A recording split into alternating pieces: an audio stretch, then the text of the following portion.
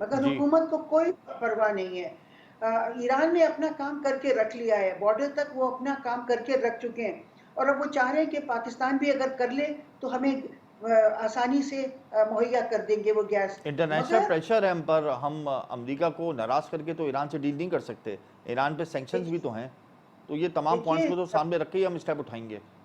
جی ہاں، مگر آپ دیکھیں کہ ہندوستان بھی، ترکی بھی، سارے ممالک ایران سے کر رہے ہیں تجارت.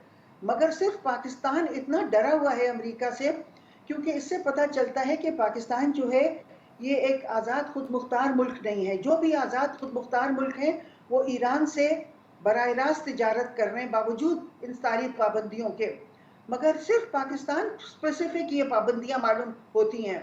تو مجھے بڑا افسوس ہوتا ہے کہ ہماری حکومت کوئی بھی آتی ہے وہ کلونیل موڈ میں ہوتی ہے. ہم ابھی تک یہ جو نوآبادیاتی نظام سے نکل نہیں پا رہے ہیں، اور یہی وجہ ہے ہماری انڈر ڈیولپمنٹ کی، کیونکہ نوآبادیاتی نظام اور ڈیولپمنٹ جو ہے اس میں آپس میں تضاد ہے.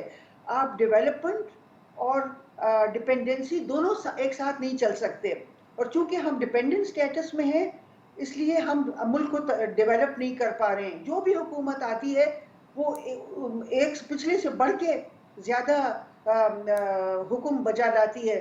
تو اس لیے لگتا ہے کہ لوگ بہت مایوس صحیح ہو رہے ہیں، ہر ایک اس ملک کے مستقبل سے مایوس ہو رہا ہے. جی اور ہم سے کہا جاتا ہے مایوس نہ ہو. کیسے مایوس نہ ہو جب ہمیں پتہ چلتا ہے کہ ہمارا کوئی پرسان حال نہیں ہے.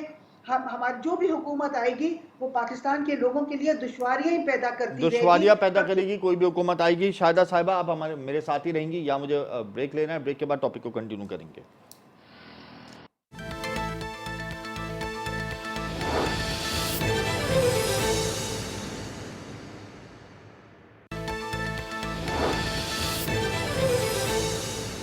Welcome back. اچھا شاہدہ صاحبہ یہ بتائیں کہ اگر پیٹرول مزید مہنگا ہو جاتا ہے، جو کہ ہوگا، بجلی گیس مستقل مہنگی ہو رہی ہے، تو صنعتیں کیسے پرفارم کریں گی؟